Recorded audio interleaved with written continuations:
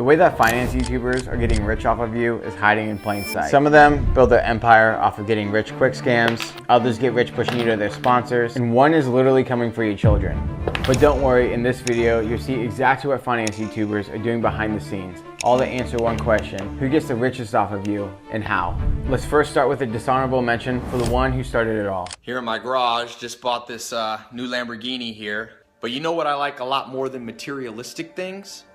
Knowledge. In the 2010s, this video was the reason you installed AdBlock. This video helps Ty rise to fame, where he preached 67 steps to getting rich, endless book knowledge, and other get-rich-quick entrepreneurship courses. He later pushed his audience into high-ticket programs and investment opportunities. When Ty began facing scrutiny for his grifts and his scams, he just labeled everyone a doubter and a hater. But the thing is that they were all proven right when he was slapped with an SEC lawsuit. He would buy struggling businesses, strip them down, and turn them into e-commerce sites, and then add on his special Ty marketing. He used his audience to fund these deals, promising huge returns, but it all turned out to be a scam. The filing alleged misleading promises, Ponzi payments, and even siphoning off millions of dollars for his own personal use. Is that really that bad compared to finance YouTubers who are pushing crypto on kids and even having US senators call them out for it? But before we get there, we need to start with the king of personal finance. Graham Stefan is easily the most popular finance bro on YouTube. Before he blew up, Graham was a realtor selling houses, and he was also investing in real estate. In 2017, he began posting videos about personal finance, credit cards, and investing. And as of today, it's estimated he's worth between $20 and $50 million. But the thing is that Graham makes his money the exact same way that 99% of other creators on YouTube do. First, Graham gets paid by Google AdSense because YouTube places advertisements on top of his video and gives him a cut. The amount that you make off of AdSense is controlled by two variables: the type of content that you produce and the amount of views that you get. Since Graham makes finance-based content,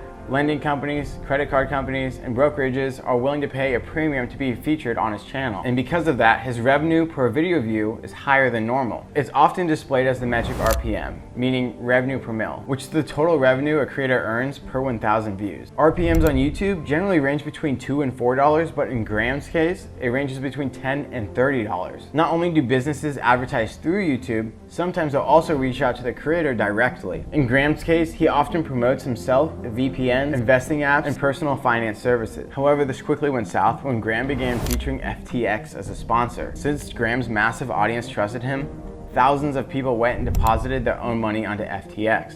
Long story short, as you probably know, FTX turned out to be a massive scam and everyone involved lost their money. That's not to say it's Graham's fault, but it does highlight the risk of not owning your own income source on YouTube. If your income depends on promoting another business, it's far riskier for your credibility and it's not as profitable as if you have your own to promote. And that's exactly what Caleb Hammer has figured out. Caleb has seemingly built a channel with over 3 million subscribers overnight just by being the Jerry Springer of finance YouTube. And you're living off of begging for money on Twitter?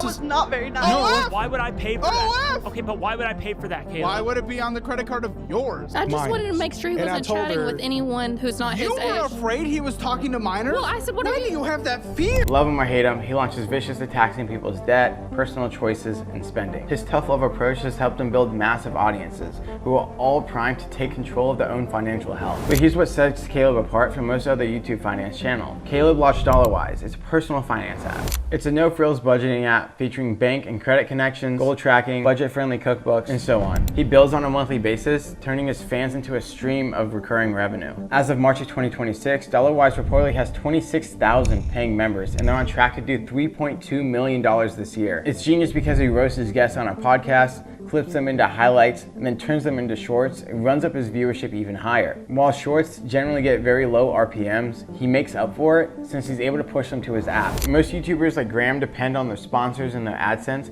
but in Caleb's case, since he owns the product, it allows him to see much higher returns on his in-video advertisements. But the thing is, $7 to $15 a month is still very small compared to YouTubers who sell high ticket and then scale to billions. Don't get me wrong, 26,000 paying members is super impressive, but the people who sell info products and courses for tens of thousands of dollars are truly hitting the next level.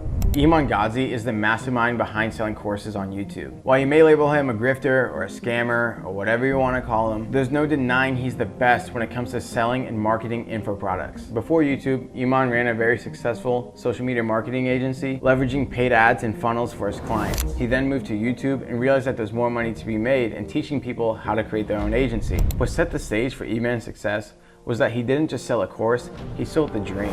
He sold the Wi-Fi money, pipe dream, we drive supercars in Dubai, and never have to answer to a real boss. It was exceptionally appealing to his youth audience, and they paid him anywhere from $1,000 to $10,000 for a single course. But what really set Iman apart from other course sellers on YouTube was his latest move.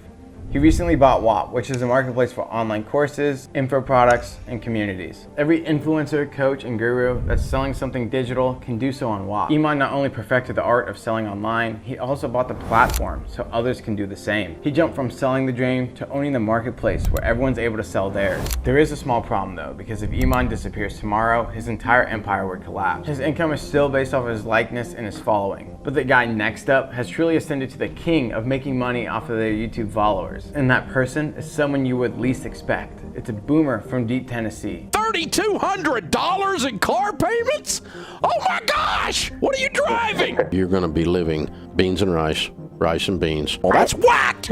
That's whacked! Dave Ramsey has been giving the most basic financial advice since before YouTube even existed. Recently, as he's near retirement, Dave figured out something that Iman hasn't yet. He cracked the code to letting his online presence and his YouTube channel grow without him. Ramsey Solutions isn't your typical YouTube channel with info products attached to it. It's his own entire media empire. In my opinion, it's probably the most slept on. He first hooks his viewers in with a live stream, a highlights channel, and even shorts. He then pushes his fans into his books, Financial Peace University, and a Ramsey preferred referral network. He has the largest income for any YouTuber as far as I'm aware, and last year he did over $300 million in sales. The special thing is that he's completely turned the key over to his associates on his live stream. He has built up personalities like Rachel Cruz, George Camel, and Dr. John Deloney to carry the torch as he goes into retirement. Most channels would crumble if the key man stepped away, but in Ramsey's case, it's just going to keep growing. Dave Ramsey spent 30 years telling people what to do with their money, but to find the person who makes the most off of their YouTube audience, you don't need to find someone who sells a course or even a media company. You need to figure out who became the bank themselves. And to find someone who actually did that, we don't need to look at finance YouTube at all. In fact, the person at the top of this list got so deep into your pockets that a United States senator had to get involved.